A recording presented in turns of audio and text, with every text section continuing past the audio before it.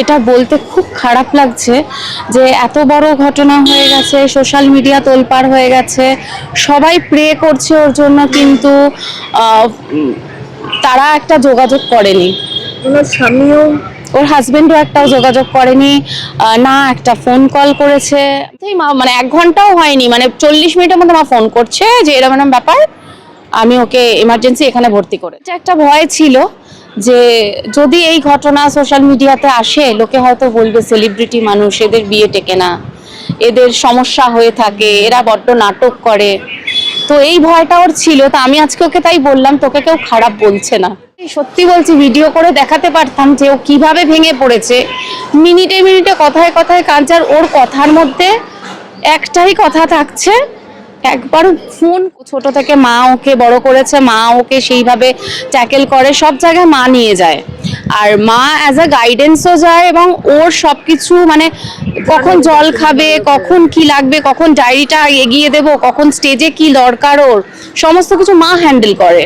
মানে ওর তো কোনো পার্সোনাল ম্যানেজার নেই, মাই ওর পার্সোনাল ম্যানেজার। তো সেই সব কিছু জেনে শুনেই ওরা কিন্তু বিয়ে দিয়েছিল, তখন ওদের কোনো সমস্যা ছিল না। এবং পরবর্তীকালে জানি না কেন মা মানে ওদের সমস্যা, মেন সমস্যা হয়ে। শর্মিষ্ঠা, এখন দেবলীনা কেমন আছেন? এখন অনেকটা ভালো, মানে ও যে অবস্থাটা কাটিয়ে এসেছে আমরা সবাই জানি, ধরে না, আমরা মানে সবাই দেখেছি, এবং সেই খারাপ যাওয়ার সময়টা মানে কেটে গেছে তাড়াতাড়ি, সেটাই অনেক। মানে এখন একটু স্টেবল, তার জন্য আমরা শিফট করাতে পেরেছি ওকে। মানে ও তো অনেকটা দূরে ছিল, তো এখন আমরা কলকাতায় শিফট করিয়েছি ওই জন্য হসপিটালে। এখন স্টেবল আছে, ডেঞ্জার মানে আউট অফ ডেঞ্জার, বাট পুরোপুরি সুস্থ বলা যায় না। মানে সেটা শারীরিকভাবেও নয়, মানসিকভাবেও নয়। তো ওকে কতদিন হাসপাতালে মানে থাকতে হবে, তাও নাকি বাড়ি নিয়ে যেতে পারেন? বাড়ি নিয়ে যেতে মানে এখনো 2-3 দিন হয়তো থাকবে হসপিটালে, কারণ ও তো মানসিকভাবে ভীষণভাবে বিষণ্ণ। তো ভীষণ ওর মানে মেডিকেল সাপোর্টটাও খুব দরকার এখন। তো সেই কারণে আমরা 2 দিন, হয়তো আরো 2-3 দিন থাকবে হসপিটালে, তারপরে ওকে আমরা বাড়িতে নিয়ে যাব। আচ্ছা, শ্বশুর বাড়ি থেকে যোগাযোগ করেছে স্বামী? এটা বলতে খুব খারাপ লাগছে যে এত বড় ঘটনা হয়ে গেছে, সোশ্যাল মিডিয়া তোলপাড় হয়ে গেছে, সবাই প্রে করছে ওর জন্য, কিন্তু তারা একটা যোগাযোগ করেনি। ওনার স্বামীও ওর হাজবেন্ডও একটাও যোগাযোগ করেনি, না একটা ফোন কল করেছে। মানে ইভেন মা সেদিন রাত্রে যখন ঘটনা ঘটে, ওকে হসপিটালে ভর্তি করা হয়, আমাকে ফোন করে ফার্স্ট, তারপর মানে আগে ওকে ফোন করে আমাকে ফোন করে। ও ফোন ধরেনি, মিসড কল দেখে কোনো রিং ব্যাকও করেনি, নট ইভেন আমার মানে আমাদের কাউকেই করেনি। মানে না, মানে বাড়ির কারোর সাথেও যোগাযোগ করেনি, এবং ওর বাড়ির কেউও আমাদের সাথে যোগাযোগ করেনি। ওদের 25 তারিখেই দেখেছিলাম একটা ব্লগ, মানে এটা কি চলছিল অনেক দিন ধরে, ও বুঝতে দেয়নি? আসলে এটা ঠিক কথা, ও শুরু থেকেই ওদের অনেক রকম সমস্যা চলছিল। তো সেগুলো যেটা হয় একটা সাধারণ মধ্যবিত্ত ফ্যামিলিতে, আমরা সবসময় বলি অ্যাডজাস্ট করে নাও। মারা আমরা কখনোই চাই না যে একটা সংসার ভেঙে যাবে বা সেরকম কিছু। ইভেন এখনো ও যে ডিসিশনটা নেবে আমরা সেটাতেই সাপোর্ট করব। তো ও প্রচুর অ্যাডজাস্ট করেছে এবং প্রচুর প্যাম্পার করেছে, যেখানেও মানে 1% ও পায়নি বলতে গেলে। মানে মানুষের যে সাপোর্টটা দরকার, হাজবেন্ডের সাপোর্টটাও যদি না পাওয়া যায়, মানে যার জন্য আজকে প্রত্যেকে বুঝতে পারছে যে আজকে কেন এই স্টেপটাও নিতে বাধ্য হয়েছে। এবং ওর এই যে এতদিন ধরে ওর তো কেরিয়ার জেনেই বিয়ে, একদম মায়ের উপরে কতটা ডিপেন্ডেন্ট জেনেই বিয়ে, তো একদম। এটা নিয়ে সমস্যা চলতে থাকে আর কি। একদম, বিয়ের আগে থেকেই ওরা জানতো যে ও কি প্রফেশনে রয়েছে, এবং সবকিছু জেনে শুনে ওরা দিনের পর দিন ওরা তখন ইভেন্টে গেছে, ওর কেরিয়ার দেখেছে, ওর সময় দেখেছে কতক্ষণ দিতে হয়। মা সব সময় সবকিছুতে থাকেন, মা টেক কেয়ার করেন, এটা সবাই জানে যে ও ছোট থেকে মা ওকে বড় করেছে, মা ওকে সেইভাবে ট্যাকেল করে, সব জায়গায় মা নিয়ে যায়, আর মা অ্যাজ আ গাইডেন্সও যায়, এবং ওর সবকিছু মানে কখন জল খাবে, কখন কি লাগবে, কখন ডায়েরিটা এগিয়ে দেবো, কখন স্টেজে কি দরকার, ওর সমস্ত কিছু মা হ্যান্ডেল করে। মানে ওর তো কোনো পার্সোনাল ম্যানেজার নেই, মাই ওর পার্সোনাল ম্যানেজার। তো সেই সব কিছু জেনে শুনেই ওরা কিন্তু বিয়ে দিয়েছিল, তখন ওদের কোনো সমস্যা ছিল না। এবং পরবর্তীকালে জানি না কেন মা মানে ওদের সমস্যা, মেন সমস্যা হয়ে উঠলো। এটা যেহেতু সুইসাইড অ্যাটেম্প্ট করা, তো সেক্ষেত্রে পুলিশ কেস কি কিছু করা হয়েছে? অ্যাকচুয়ালি বুঝতেই তো পারছো, একটা মেয়ের, তো সেই কারণে আমরা চাইনি ব্যাপারটা পুলিশ অবধি যাক। আচ্ছা। এবার হ্যাঁ, কেস এখনো হয়নি।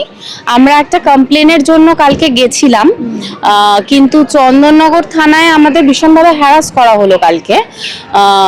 কারণ ওকে তো আমাদের এই মুহূর্তে নিয়ে কোথাও যাওয়া সম্ভব নয়। তো আমরা কালকে একটা কমপ্লেনের জন্য গেছিলাম, জাস্ট একটা কমপ্লেন জারি করতে, যে এরকম একটা ব্যাপার হয়েছে, মানে একটা ডকুমেন্ট আর কি। আমাদেরকে 5 ঘন্টা বসিয়ে রেখে ভীষণভাবে হ্যারাস করা হয়েছে। অমুক আসছে, বড়বাবু আসছে, ছোটবাবু আসছে, মেজবাবু আসছে। আলটিমেটলি আমি জানি না কেন কমপ্লেনটা সেভাবে নেওয়া হলো না।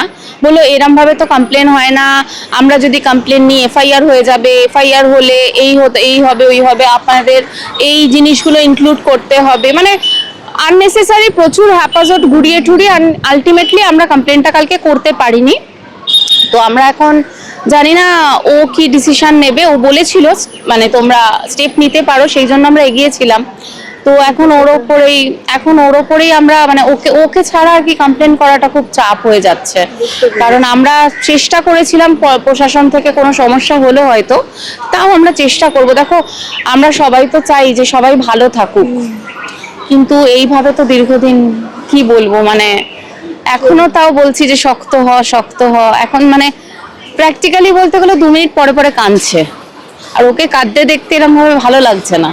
ওকে এতটা ভেঙে পড়তে আমরাও কেউ দেখিনি, এতটা হয়তো মানে আমি যদি সত্যি বলছি ভিডিও করে দেখাতে পারতাম যে ও কিভাবে ভেঙে পড়েছে, মিনিটে মিনিটে কথায় কথায় কাঁদছে। আর ওর কথার মধ্যে একটাই কথা থাকছে, একবার ফোন করলো না। মানে আজকে সকালে আমি যখন ওকে হসপিটালে আনতে গেছি, দেখতে গেছি, আমি ঢুকেছি, আমাকে বললো আমার ফোনটা দাও। আমি ফোন দিলাম, ফোনটা অন করেই আগে দেখলো প্রবাহর মিসড কল রয়েছে কিনা, মেসেজ রয়েছে কিনা। এখনো শি ইজ এক্সপেক্টিং যে আমার হাজবেন্ড একটা খোঁজ নেবে। যেই মানুষটা মানে যাকে ও এত ভালোবাসে, কিন্তু সেই কোনো রকম মূল্য দিল না। মানে আমি তো কিছু বলার নেই আমার, মানে আমি ভাষা হারিয়ে ফেলছি। ওকে দেখে আমি নিজে ইমোশনাল হয়ে যাচ্ছি, মানে আমি ওর সাথে কেঁদে ফেলার মতন অবস্থা হয়ে যাচ্ছে আমার। জেঠিমা কেমন আছেন? ওর মা মানে মাও ভীষণ ভেঙে পড়েছে। আমি সবাই জিজ্ঞাসা করছে, ফোন করে অনেকে কান্নাকাটি করছে, যারা ওকে ভালোবাসে, ওর ভক্তরা, এছাড়াও স্টুডেন্টের মারা। তো মা কাউকে বলতে গেলেও কেঁদে ফেলছে, যার জন্য মা কারোর সামনেও আসতে চাইছে না।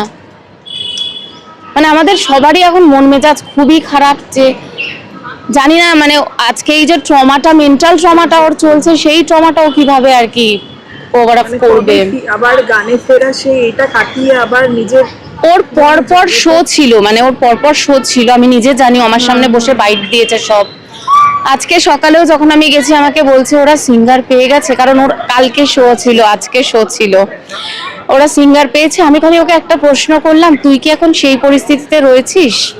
তুই কি গান গাইতে পারবি? তুই দাঁড়িয়ে প্রোগ্রাম করতে পারবি? বললো আমি জানি না। মানে সেটাও যে বললো সেটা জড়িয়ে, কারণ ওর কথা বলার মতন ক্ষমতা নেই। যেটুকুনি কথা বলছে কাঁদছে, যে আমি বুঝতে পারছি না কি করব, কি হয়ে গেল, কেন করলাম। আগের থেকে তবে একটু মানসিকভাবে হয়তো সুস্থ হতে সময় লাগবে। একটু ভালো আছে, শারীরিকভাবে অনেকটা একটু ভালো আছে, যার জন্য ওখান থেকে আমরা মানে কারণ প্রথমে তো ওরা ট্রান্সফার করতেই দেয়নি, ওখানে তো আইসিইউতে ছিল, তো এখানে আমরা জেনারেলেই দিয়েছি। তো এমনি ঠিক আছে। কিন্তু জানতে পারেন কখন আপনারা, মানে ও লাইফটা করার পরে? অ্যাকচুয়ালি ও যখন লাইফটা করছিল ওর সাথে, তার আগেই আমার মার সাথে কথা হচ্ছিল যে ও এরকম আবার সমস্যা শুরু হয়েছে, এরকম একটা কিছু প্রবলেম হচ্ছে, আবার ও ভীষণ রেগে গেছে, খুব রিয়াক্ট করছে। মা বললো যে ও না লাইফ করবে বলছে। তা আমি বললাম যে মা লাইফ করতে বারণ করো, কারণ ব্যাপারটা না তাহলে ফ্ল্যাশ হবে খুব খারাপ ভাবে, তো ডিরেক্ট ক্লাসে যাওয়ার দরকার নেই। তো মা তখন বললো দিদিভাইয়ের সাথে কথা বলো। বললো কি আমি খেয়ে নিয়ে কথা বলছি। তার মিনিট 5 মধ্যে আমি ফেসবুকে অন হয়ে দেখছি ও লাইভ করছে। আমি ইনসিডেন্টালি কোনোদিনও লাইভ দেখি না, মানে হয়তো ও যখন লাইভ হয় আমি সেই সময়টা অন থাকি না। সেদিনকে আমি ওর লাইভটা পুরো দেখলাম, দেখে আমার মনে হলো কিছু একটা গন্ডগোল। তো আমি সঙ্গে সঙ্গে লাইভ শেষ হলো, আমি মাকে ফোন করলাম। ইভেন তখন আমি দেখলাম সায়কও দেখছে, এবং সায়কও ওখানে লিখেছে তুই আমাকে ফোন কর। এবার আমি সঙ্গে সঙ্গে মাকে ফোন করলাম, মা ও কোথায়? লাইভ করলো, দেখলাম এটা কি করলো, তো বলে এরকম ভাবে সব ইয়ে হলো। তো যাই হোক ব্যাপারটা তো এরকম হলো। তো মা বললো যে হ্যাঁ আমরা না গাড়িতে উঠছি। তা আমি বললাম ওর সাথে, ওকে দাও তো ফোনটা, ও ঠিক আছে তো? তো মা বললো যে হ্যাঁ এমনি তো ঠিক আছে, গাড়িতে উঠছি আমরা, তুই তাহলে ওকে ফোন কর। আমি বললাম ঠিক আছে তুমি রাখো, আমি ওকে ফোন করছি। তা আমি ওকে ফোন করলাম, ফোনে পেলাম না, মানে ফোন ধরলো না।